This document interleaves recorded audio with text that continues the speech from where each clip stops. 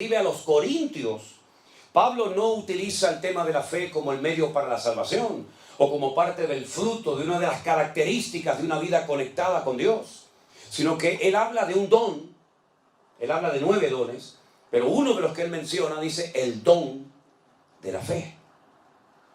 Y yo pongo el siguiente ejemplo. Imagínense los hermanos que se fueron esta mañana a sus respectivos hogares. Bueno, tuvieron que llenar el depósito de su vehículo de gasolina hasta arriba, porque van a viajar muchos kilómetros y van a hacer muchas horas conduciendo. Y no pueden viajar con el depósito en reserva, ¿no?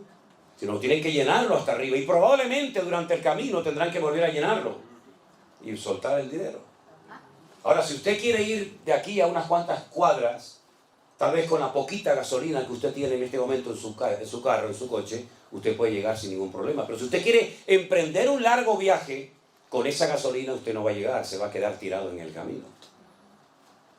¿Hasta dónde tú quieres llegar en tu relación con Dios? Tal vez con la fe que tienes puedes llegar de aquí a la esquina y puedes hacer alguna cosita. Pero si tú quieres adentrarte en una auténtica aventura con Dios, no te va a quedar más remedio que llenar el depósito de fe de tu corazón. Porque con la fe que tienes a lo mejor no llegas ni de aquí a la esquina. Ahora vemos en la palabra de Dios que la fe puede crecer, también menguar y también puede ser contaminada. Pero hablemos de cómo crece la fe, ¿verdad? Porque si la Biblia dice en el versículo 6 que sin fe es imposible agradar a Dios, entonces nos conviene tener mucha fe. ¿No estamos de acuerdo, hermanos? Sin fe es imposible agradar a Dios.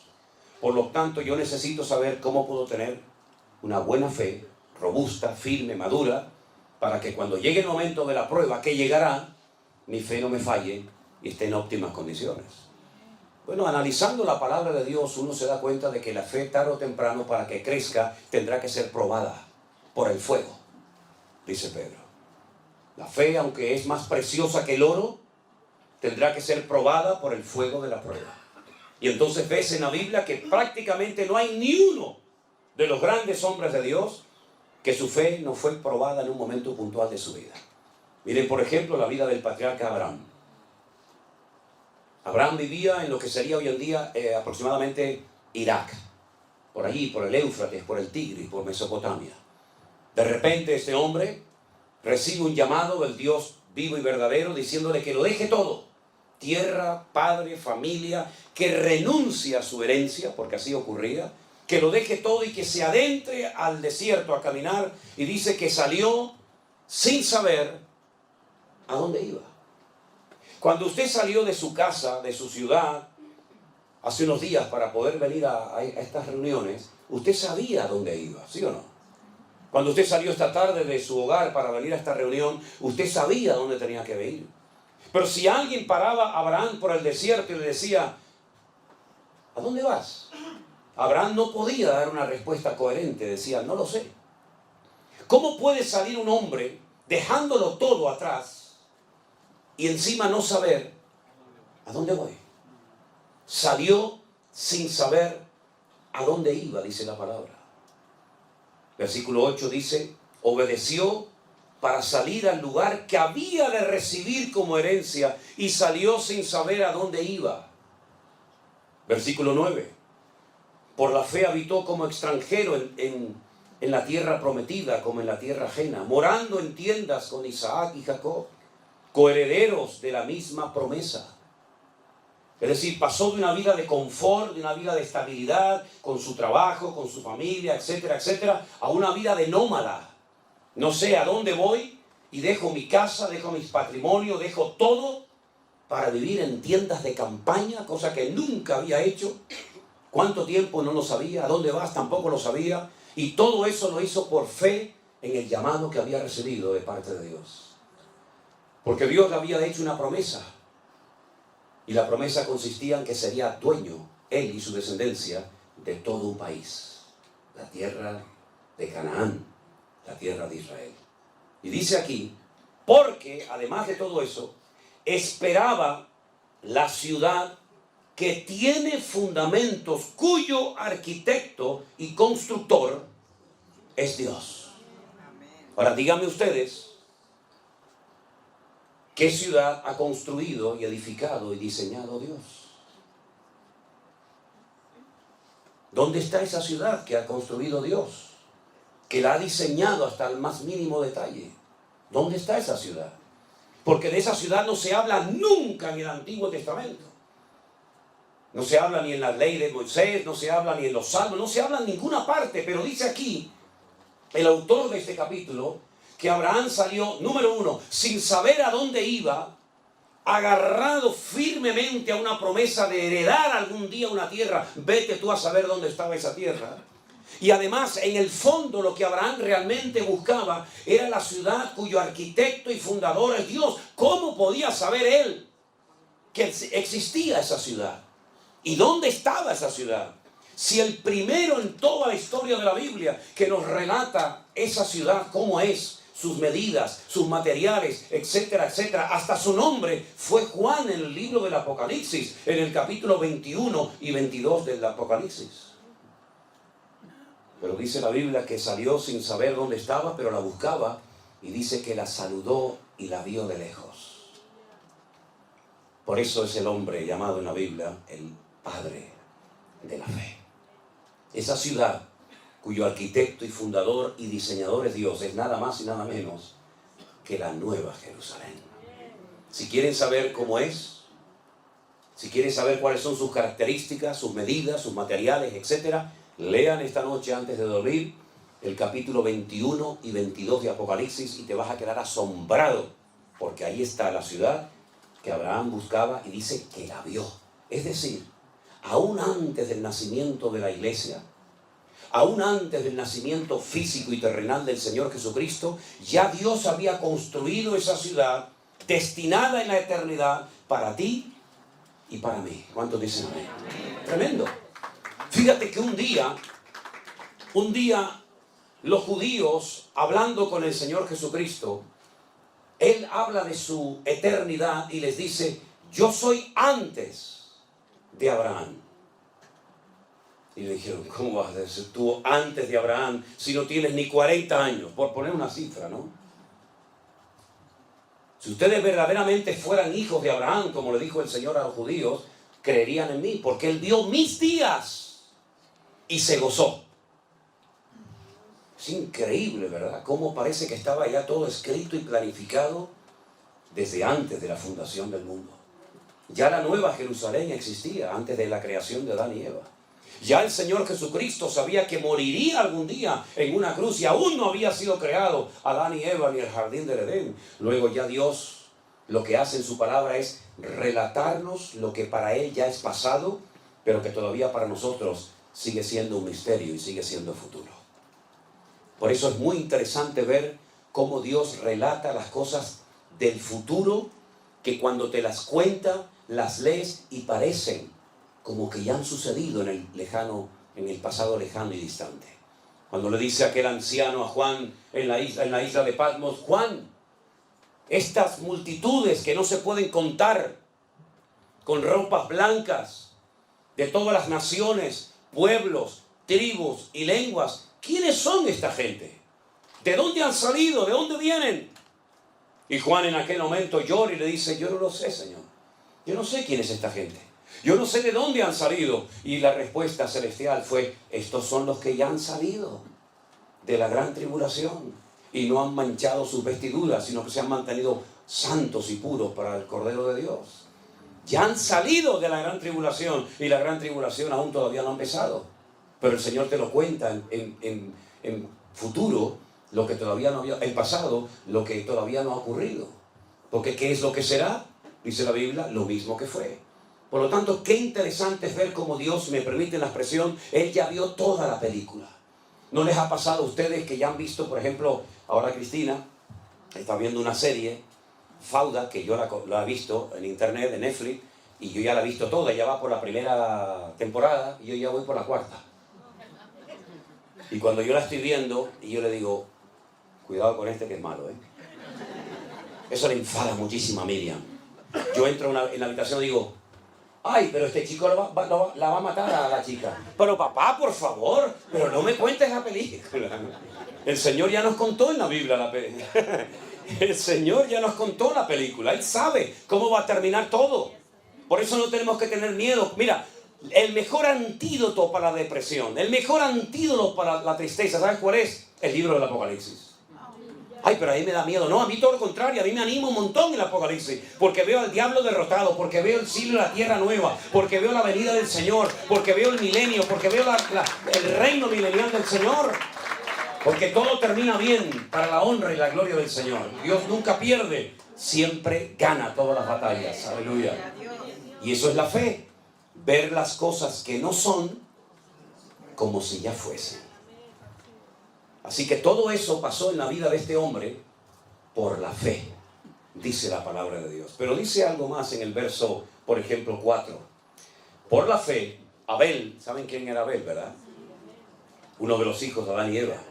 Abel ofreció a Dios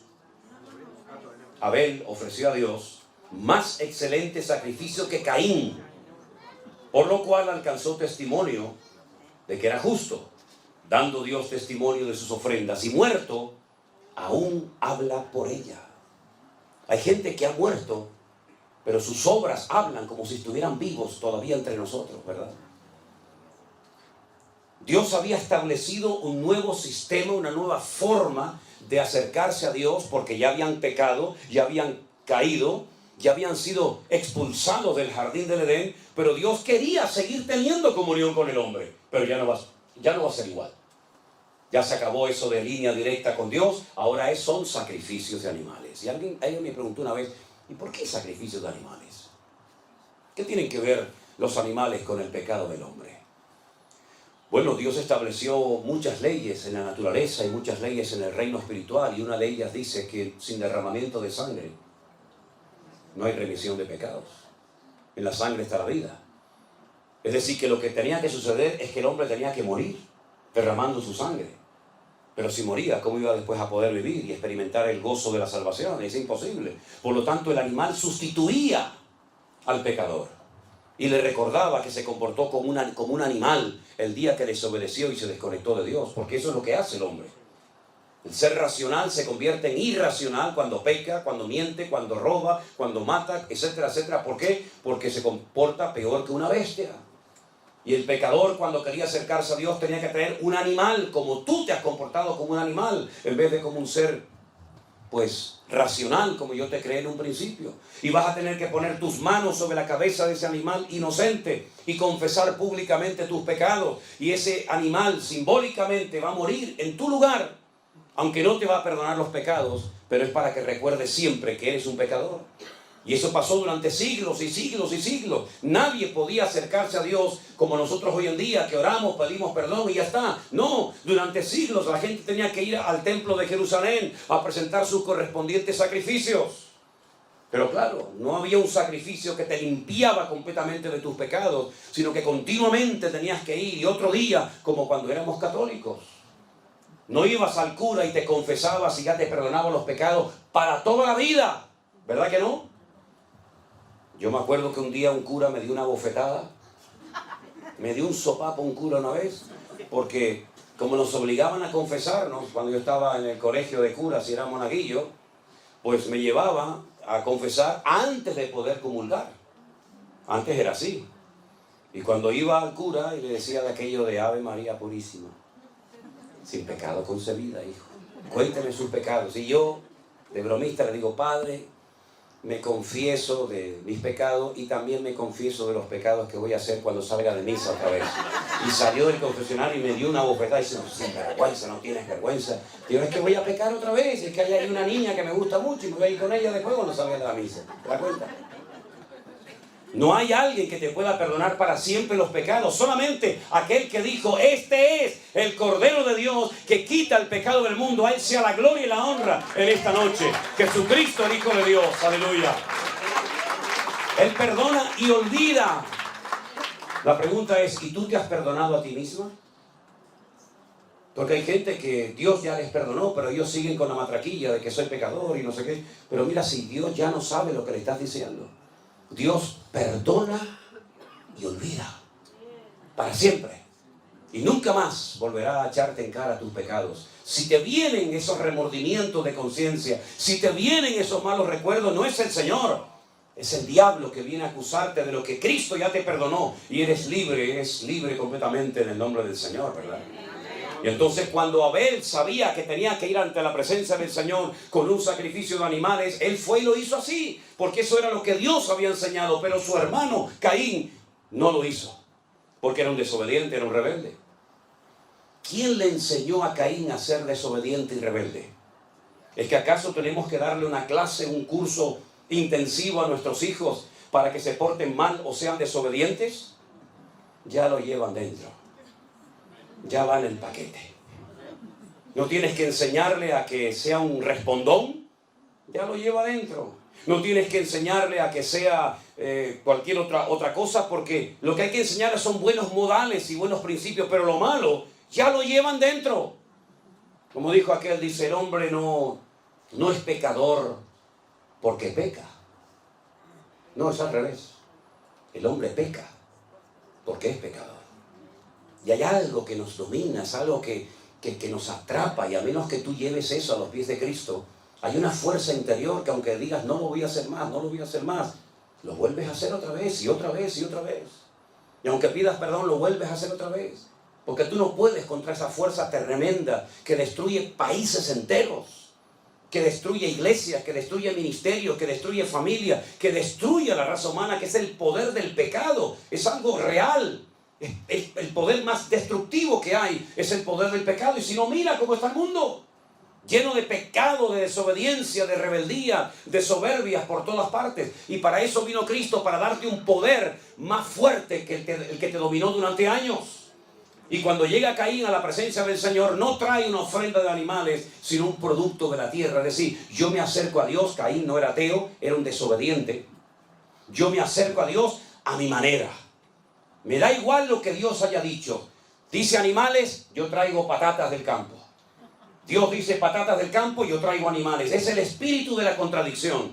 Y es la actitud del ser humano. Aquí tienes un reflejo, una fotografía de cómo es el ser humano. Obediente a Dios o rebelde a Dios. Lo ves en Caín y Abel, lo ves en Jacob y Esaú, lo ves en el ladrón arrepentido a la derecha y lo ves en el ladrón rebelde y soberbio a la izquierda. Lo vemos continuamente por todas partes.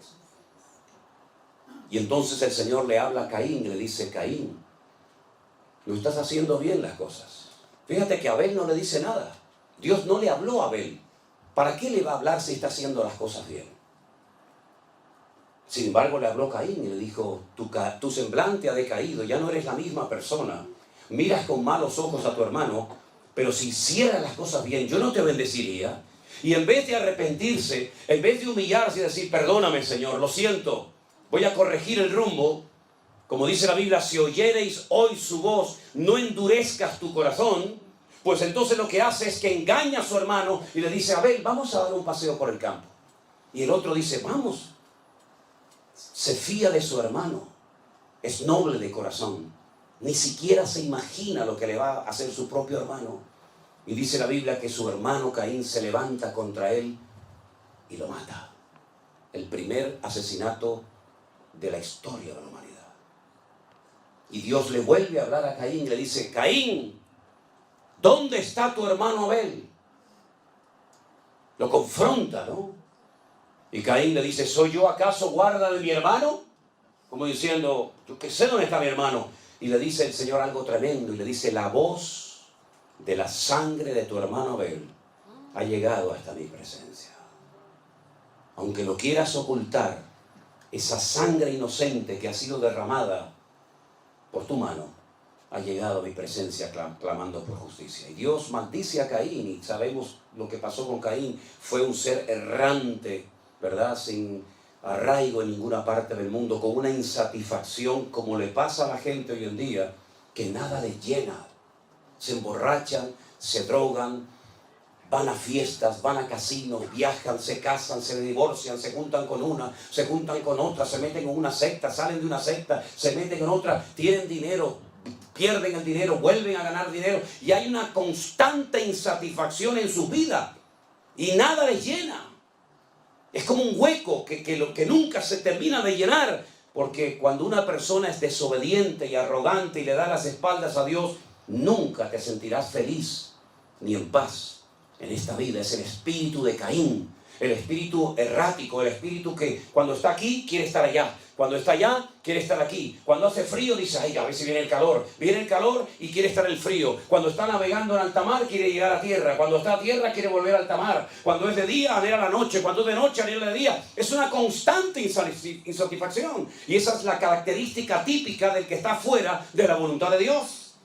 Sin embargo, el que está en la voluntad de Dios le da igual si hace frío o calor, le da igual si le aplauden o le critican, le da igual si tienes que predicar a unas sillas vacías o a un auditorio de miles de personas. ¿Sabes por qué? Porque ya el vacío lo llenó el Señor Jesucristo, nuestro amado y bendito Señor. Aleluya. Es así, hermano, es así. ¿Y por qué Abel fue obediente? Porque dice que lo hizo por fe, porque la fe nos ayuda a ser obedientes y la rebeldía nos ayuda a ser gente desobediente.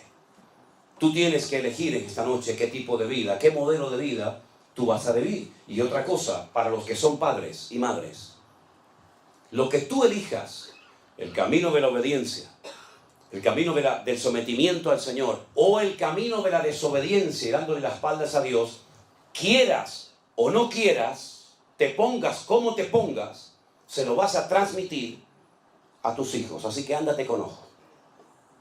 Porque no solamente los seres humanos tenemos la capacidad de transmitir nuestra genética a nuestros hijos, sino también hay una influencia espiritual sobre nuestros hijos que se transmite aunque no creas en ello. Por eso es muy importante que tú no solamente analices tus palabras, sino tu actitud. Porque puedes decir todo lo que tú quieras y puedes gritar y puedes hacerte el macho y puedes hacerte lo que tú quieras. Pero si tu vida por dentro no es igual que lo que parece ser por fuera, tú vas a transmitir tu rebeldía, tu amor al Señor, tu pasión por la obra del Señor o tu rechazo al Señor y a su palabra. Lo vas a transmitir quieras o no quieras. ¿O es que no hemos leído en la Biblia que dice, tal la madre, tal la hija? Vemos un niño pequeño y decimos, ¿cómo se parece a su padre? Es igualito, igual de terco, de cabezón que el padre o que la madre. Y el niño tiene meses, pero ya comienza a brotar ese germen que llevamos por dentro. ¿Se acuerdan cuando el Señor Jesucristo le dijo a sus discípulos aquella frase preciosa? En el mundo tendréis aflicción, pero confiad, yo he vencido al mundo. Mi paz, dice el Señor a sus discípulos, mi paz os dejo. No como el mundo la da. Es decir, la paz que tenía Cristo, el príncipe de la paz, no se la llevó al cielo con él, sino que se la dio a Pedro, se la dio a Juan, se la dio a Santiago, y todos tenían la misma paz que tenía el Señor Jesús. Pasa el tiempo, ya tienen en su corazón la paz de Cristo, y ahora el Señor reúne a sus discípulos y les dice, quiero mandarles de 2 en 2 a todos los lugares, aldeas, pueblos y ciudades donde yo voy a ir a llevar la palabra.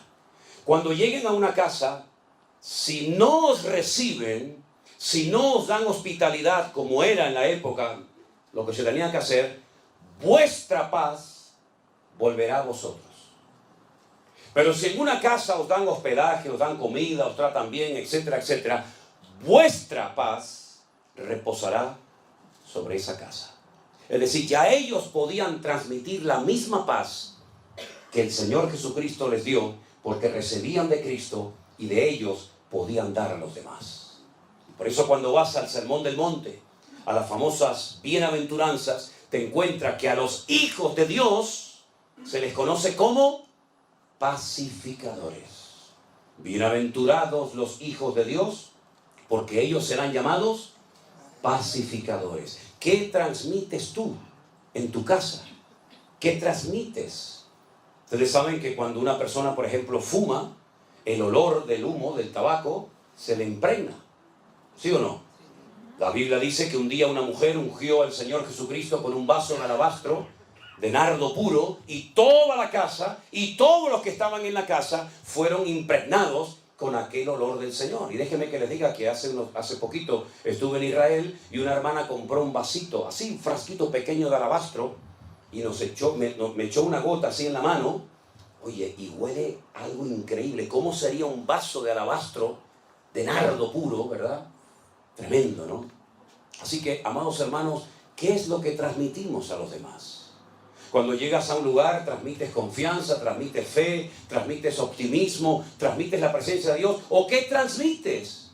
La Biblia dice que el Señor tomó del espíritu de Moisés y se lo puso a los 70 ancianos que iban a dirigir y a llevar el pueblo, la carga del pueblo de Israel, juntamente con él. ¿Qué transmites tú cuando hablas? ¿Qué transmites tú como persona, como hombre? Si yo me marcho esta noche de aquí y yo hago así, y yo me voy, si la policía viniera dentro de un rato o dentro de unos días a este lugar y examinaran estas huellas digitales, sabrían que yo estuve aquí. Porque estas huellas digitales no las tiene nadie en el mundo. Son únicas. Nadie, jamás en la historia de la humanidad, tuvo estas huellas digitales, ni las tendrá en el futuro nadie, exactamente igual que las de ustedes. Vamos dejando nuestra marca por todas partes. Nuestra marca física y nuestra marca espiritual. Por eso cuando Pedro dijo, yo no le conozco, yo no sé quién es ese hombre, yo no quiero saber nada, yo no soy uno de sus discípulos, uno de los argumentos que esgrimió aquella jovencita fue el siguiente: tú hablas como él. Aunque lo quieras negar, aunque lo quieras ocultar, tú también eres uno de sus discípulos porque hablas igual que él. ¿Cuántos dicen amén? Amén. Por eso, qué importante, amados hermanos, es que nosotros le pidamos al Señor poder transmitir la presencia y la gloria del Señor a todas partes donde vayamos. A veces lo conseguimos, a veces no, pero ten presente que a donde quiera que vayas, tú vas a transmitir lo que llevas por dentro, lo bueno y lo malo. Hay un refrán que seguramente ustedes lo conocen que dice: el que a buen árbol se arrima, buena sombra le cobija. ¿Lo conocen, verdad? Yo se lo voy a decir bíblicamente porque soy más espiritual. Dice Proverbios: el que anda con sabios, sabio será. Es decir, que si quieres recibir bendición de Dios, júntate con gente que te transmita cosas de Dios y no con gente que te robe lo poquito que tiene de Dios en tu vida. Eso es lo que dice la palabra. El capítulo es una maravilla. El capítulo habla de hombres y también, por supuesto, de mujeres. Dice la Biblia que Sara, la esposa de Abraham, era una mujer estéril y ya muy mayor, ya avanzada en edad, y no podía tener hijos. Pero dice la Biblia en el verso 11, por la fe, otra vez, por la fe, siempre todo es por la fe, Sara, siendo estéril, recibió fuerzas para concebir y dar a luz aún fuera del tiempo de la edad. ¿Por qué? Porque creyó que era fiel quien se lo había prometido. Humanamente hablando, era imposible que esa mujer quedara embarazada. Era muy mayor, era estéril y nunca antes de ella hay un registro histórico de una mujer que fuera sanada de esterilidad. Ella no podía mirar atrás y decir, es que ya el Señor sanó a esta y sanó a aquella. No, no había nada. No había ningún punto de referencia. Ella iba a ser la primera mujer en la historia de la humanidad sanada de esterilidad. Y dice que como le creyó a Dios, recibió fuerzas y quedó embarazada. Hubo un momento en su vida, después de 30 años de esperar el hijo de la promesa y no venir, que le propuso a su marido Abraham, un hombre muy obediente, que tuviera relaciones con su criada Agar. Y fue la ruina de Abraham y del mundo entero. Porque cuántos problemas, cuántas guerras, cuántas muertes se podían haber evitado si Abraham hubiera esperado y no hubiera mantenido relaciones con aquella muchacha de origen egipcio.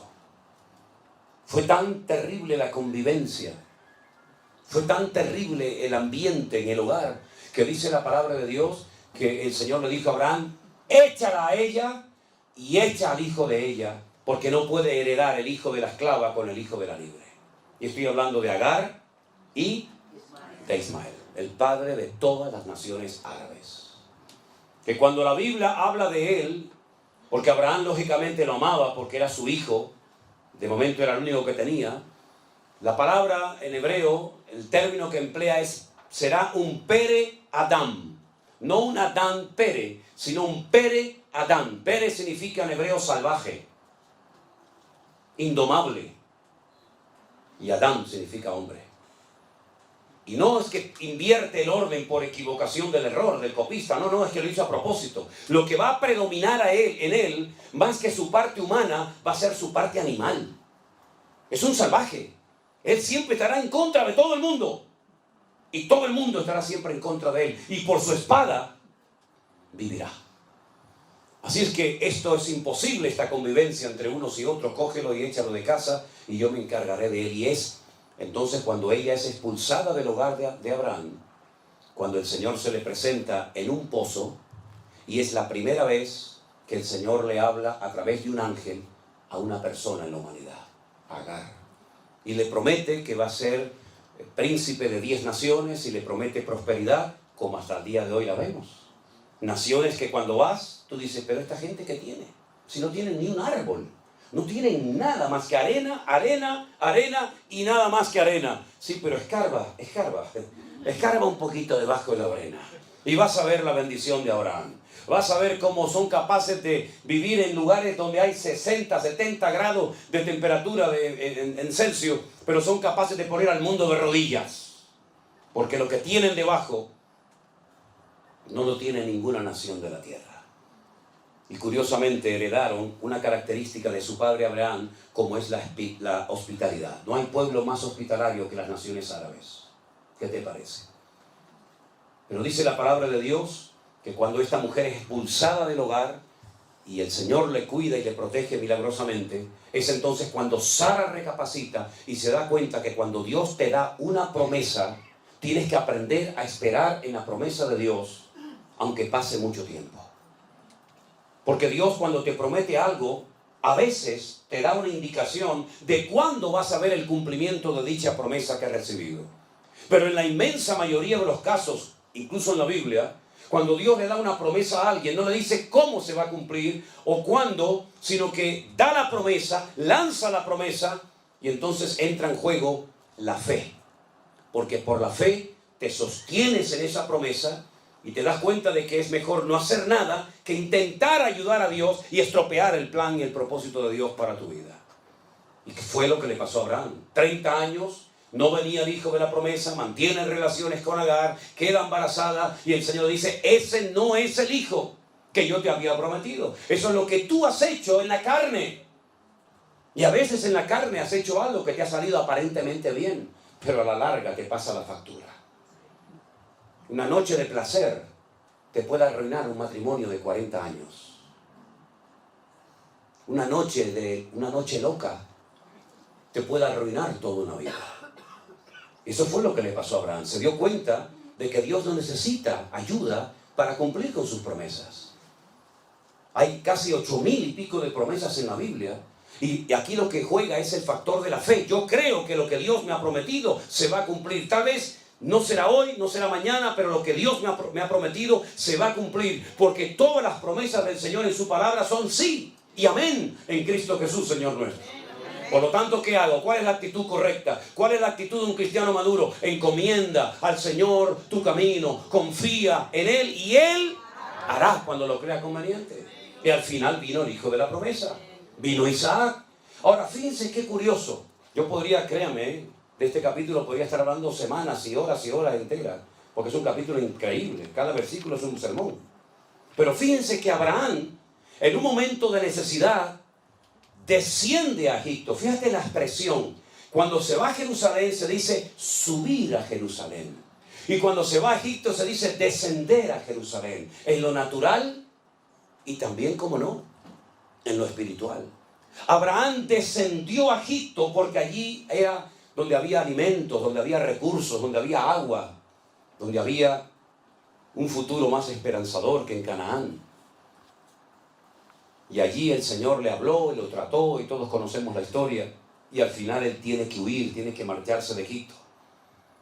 Cuando su hijo Isaac es grande y vuelve a tener parecidos problemas a los que su padre tuvo, falta de agua, falta de recursos, falta de alimentos, etc., ¿qué es lo primero que piensa el hijo? En hacer lo mismo que le vio hacer a su padre: descender a Egipto. Pero Dios le dice a Isaac: no vayas a Egipto, no desciendas a Egipto. Pero Señor, yo soy dueño de miles de cabezas de ganado. Donde yo vivo no hay pastos. Donde yo vivo no hay agua, no hay recursos, no hay nada. Voy a terminar perdiéndolo todo. En Egipto está el río Nilo, el río más largo del mundo. Siempre hay agua, siempre hay tierra fértil. El Señor dice: no vayas a Egipto, quédate aquí. Y uno dice: ¿dónde le dijo el Señor a Isaac: quédate aquí, no te muevas? En un lugar llamado Beer-sheba. La palabra Beer en hebreo es pozo. Sheba es el número 7, 7. Beer-sheba, la ciudad de los 7 pozos. Algunos de ellos los había abierto su padre Abraham. Entonces dijo: bueno, pues oraremos para que salga agua de los pozos y vamos a ver qué pasa. Los filisteos venían y le echaban tierra y piedra a los pozos y se los cegaban. Y entonces él se iba a otro lugar y abría un pozo, encontraba agua y los filisteos venían y se lo cerraban. Y entonces seguía hasta que dice que llegó a un lugar llamado Rehobot, que son lugares amplios. Y entonces dice que ese año, en pleno desierto, con muy poca agua, sin recursos humanamente hablando, dice que sembró y cosechó a 100 por 1. Y uno dice: Dios mío, no es el lugar, es la actitud de mi corazón lo que marca la diferencia. No es América, no es Europa, no es África, no es aquí ni allá. Es mi fe en Dios lo que marca la diferencia. Porque puedes estar en un lugar de prosperidad y de bendición y de trabajo, pero está la bendición de Dios sobre tu corazón. Porque el lugar es lo menos importante, hermano, créame. El lugar es lo de menos. Lo importante es tu corazón y tu fe en el Señor.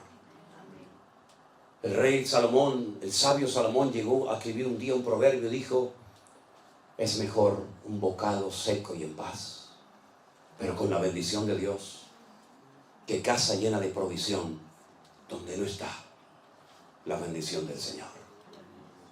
Sé lo que es dormir muchos días, muchas veces en gasolineras dentro de mi coche, porque no tenía ni para pagar una habitación de un hotel o de un hostal. Sé lo que es viajar en barco y llevarme un trocito de pan mientras los demás iban al comedor a comer. Yo no podía ir porque no tenía dinero para comprar la comida en el barco. Sé lo que es sentarme a la mesa sin comida, con los platos vacíos, y orar: Señor, gracias por estos alimentos que tú me has provisto para hoy. Y hemos aprendido algo en todos estos años, y es que cuando uno pone su confianza en el Señor, no importa la cantidad, lo que importa es que te agarres al Señor y seas capaz de creerle a Dios. Y ese día, cuando en un pueblecito de España llamado Medina de Pomar, provincia de Burgos, nos sentamos Elena y yo, porque en aquellos tiempos nuestras hijas no habían nacido, oramos con los platos vacíos y le dimos gracias al Señor por los alimentos. Al ratito, mientras conversábamos, alguien tocó a la puerta de nuestra casa y nos trajo un dinero, sin saber ella nada, porque venía de otro lugar, con una cantidad de dinero que nos sirvió para comprar comida ese día. Y como dijo el apóstol Pablo, y yo, para la gloria de Dios, también lo puedo decir: sé vivir humildemente y sé tener abundancia. En todo y por todo he sido enseñado y entrenado por el Señor, tanto para tener abundancia como para padecer necesidad, porque todo lo puedo en Cristo que me fortalece. Y eso es lo que el Señor quiere enseñarnos a nosotros en el siglo XXI. Hay tiempos de abundancia. Cuidado, porque echa más a perder la abundancia que la escasez. Es mucho más fácil recurrir a Dios en momentos de escasez que acordarte de Dios en momentos de prosperidad. Es más peligrosa la abundancia que la escasez, porque Salomón también dijo: si me das mucho, si me sobra mucho, puede ser que me termine olvidando de ti. Pero si me das poco, puede ser que termine robando y pecando contra ti. Por lo tanto, Señor, manténme de lo necesario para que no peque contra ti, ni en la abundancia, ni en la escasez. Eso es una lección que no se lee en un libro, sino viviéndolo cada día en tu vida. Aleluya. Claro, a todos, también a los cristianos, nos gusta tener nuestras necesidades básicas cubiertas. Y poder invitar a tu esposa una noche a comer, y poder comprarte una camisa si te gusta. Claro, no hay nada malo en eso. Pero no te olvides que el Señor es mi pastor y nada nos faltará. Y lo importante es tenerlo a Él. Y lo importante es que cuando Dios te prospere, que espero que te prospere a por 1000, y cuando el Señor te dé abundancia, que seas un buen administrador y no tengas mentalidad de dueño, sino que seas un administrador fiel de los recursos que el Señor, por su misericordia, ha puesto en tus manos. ¿Cuántos dicen amén? Yo quiero terminar en esta noche leyendo los últimos versículos de este precioso capítulo que podríamos estar horas y horas hablando de él. Hay una mujer mencionada en el versículo 31 que no era judía, era cananea. Su nombre es Rahab. El verso 31 dice, por la fe, otra vez, por la fe, Rahab, la ramera, no pereció juntamente con los desobedientes, habiendo recibido a los espías en paz. Esta mujer es muy interesante su historia, porque la Biblia nos habla de que era una mujer que había ejercido durante tiempo la prostitución en la ciudad de Jericó donde ella vivía. Ella era una cananea, pero un día recibe en su casa la visita de 2 hombres extranjeros, 2 israelitas, que van a su casa, el mejor lugar para pasar desapercibidos, y ella reconoce que son hebreos y les dice algo tremendo. A veces lo leemos y no somos conscientes de la profundidad de aquella conversación durante la noche de Rahab con estos 2 hombres. Les dice, hemos oído lo que vuestro Dios ha hecho por vosotros cuando os sacó de Egipto. Lo hemos oído. Sabemos que Dios os abrió las aguas del Mar Rojo para que pasarais por tierra seca. Y sabemos que Dios os va a entregar esta tierra. Ese es el motivo por el cual está cerrada, bien cerrada Jericó. Fíjate cómo hacía 40 años que los estaban esperando. Estaban con más temor los habitantes de Jericó que el pueblo de Israel, quejándose y lamentándose contra el Señor. Es decir, hace 40 años podían haber entrado a Canaán, pero por desobediencia y por rebeldía perdisteis la oportunidad histórica de vuestra vida. Y moristeis en el desierto cuando hace 40 años esta gente estaba temblando de miedo porque sabían que nuestro Dios es el Dios vivo y verdadero. Qué lástima, ¿verdad? Qué lástima cuando el inconverso te tiene que recordar que eres cristiano. Qué lástima cuando el inconverso te da lecciones de buen padre en vez de tú dárselas a él, ¿verdad? Yo solamente os pido, decía Rahab, que tengáis misericordia de mi vida y de mi familia. Y estos hombres hicieron un pacto con ella. Y le dijeron, si tú no nos delatas, si tú no le vas con el cuento, con el chisme al rey, diciéndole a él que hemos estado en tu casa, te salvaremos la vida. Pero tienes que estar dentro de tu casa cuando entremos a conquistar la tierra de Jericó, la ciudad de Jericó. Y tienes que amarrar este cordón rojo, ¿verdad?, en la ventana de tu casa, para que al entrar en la ciudad, los soldados cuando vean esa tela colgando en tu ventana, sepan que ahí no tienen que entrar a matar a nadie. Si cumples con estas 2 condiciones, te salvaremos tu vida a ti y a toda tu familia. Ahora tú imagínate Rahab yendo casa por casa, convenciendo a su padre, a su madre, a sus primos, a sus cuñados, a sus sobrinos, dándoles testimonio, ¿verdad? Vengan a mi casa, pero ¿cómo vamos a ir a tu? Vengas a mi casa que hay salvación. La verdad que la fe de Rahab fue tremenda, ¿eh? Y dice la Biblia algo interesantísimo sobre su casa. No sé si se acuerdan. La ciudad de Jericó era como 2 círculos concéntricos, uno dentro del otro. Había una muralla exterior y otra muralla interior, y entre muro y muro dice la Biblia que Rahab había construido su casa. Vivía entre un muro y otro. Quédense con ese detalle. Cuando llega el día de la invasión, de la conquista de Jericó, la Biblia dice que las murallas de Jericó se derrumbaron. Y cuando arqueólogos descubrieron las antiguas murallas de Jericó, llegaron a una conclusión muy interesante. Se dieron cuenta por la posición de las piedras que las murallas no habían caído de una forma normal. No habían caído de adentro hacia afuera o de afuera hacia adentro, se habían derrumbado los muros, sino que cayeron exactamente igual que aquella imagen que tenemos en nuestra mente del día de las Torres Gemelas, cuando se desmoronaron sobre sí mismas, porque fue una obra de Dios. De arriba abajo se desmoronaron aquellas piedras, pero la casa de Rahab, que estaba entre el muro de afuera y el muro de adentro, no se cayó.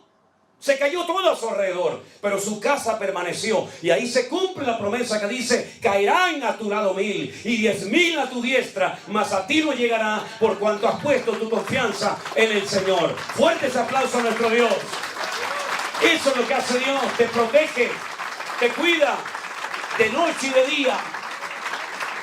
Y verás por todas partes tragedia, pero verás como Dios te cuida y te bendice. Y tú dices: Dios mío, qué tremendo como tú eres. Y resulta que esta mujer cananea, que repito, no era del pueblo de Israel, estaba bajo aquella maldición que había lanzado Can. ¿Se acuerdan? Noé, cuando dijo: maldito sea Canaán. ¿Se acuerdan? Cuando lo vieron desnudo. Y él maldijo a alguien que ni siquiera existía en aquel momento. Sus 3 hijos, Sem, Can y Jafet. Y maldice al nieto, al hijo de Can, a los cananeos. ¿Y cómo se llamaba la tierra donde vivía Rahab en aquel tiempo? Canaán. Los cananeos. Estaban todos bajo la maldición de Noé. Pero ella resulta que se incorpora, se integra en la vida del pueblo de Israel y se casa con uno de los espías. ¿Sabían eso? Que se llamó Salmón. No, sino Salmón. Que esta mañana hablé de Salmón. Se casó con Salmón. Y entonces, cuando uno se convierte de verdad al Señor, las maldiciones forman parte de la historia. Ya puedo dormir en paz me acostaré y asimismo dormiré, porque solo tú, Señor, me haces vivir confiado. Ya no tengo miedo de lo que me hizo mi padre, lo que me hizo mi abuelo, de lo que pasó en la Reconquista, lo que no, yo no tengo nada que ver con eso. Yo voy a quitar del pueblo, dijo el Señor, ese refrán que tenéis que no concuerda con la realidad. Los padres comieron las uvas y los hijos tuvieron la dentera. El alma que pecare, esa morirá. El hijo no morirá por los pecados del padre, ni el padre morirá por los pecados del hijo, sino que el alma que pecare, esa morirá.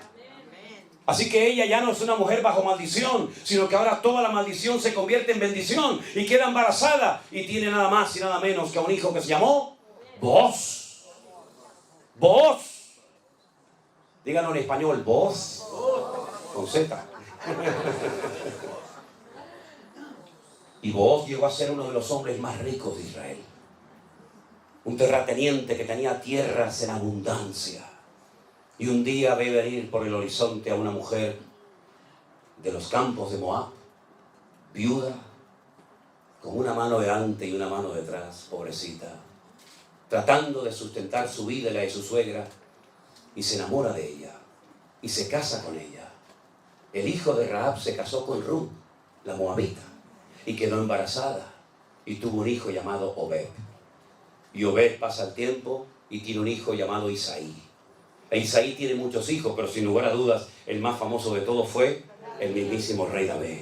¿Y de dónde viene el Señor Jesucristo? Entroncado con esa familia, con la familia de Judá, porque Dios torna la maldición en bendición. ¿Cuántos dicen amén?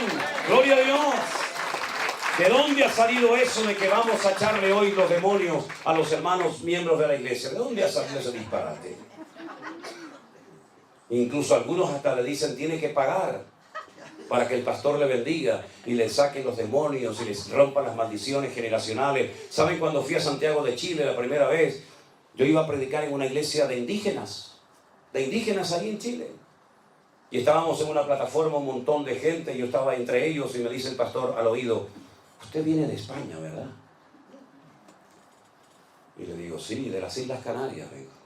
De España, ¿no? Digo: sí, de España. Dice: pastor, sería muy bueno que usted hoy cuando se suba a la plataforma a predicar le pidiera perdón a la iglesia.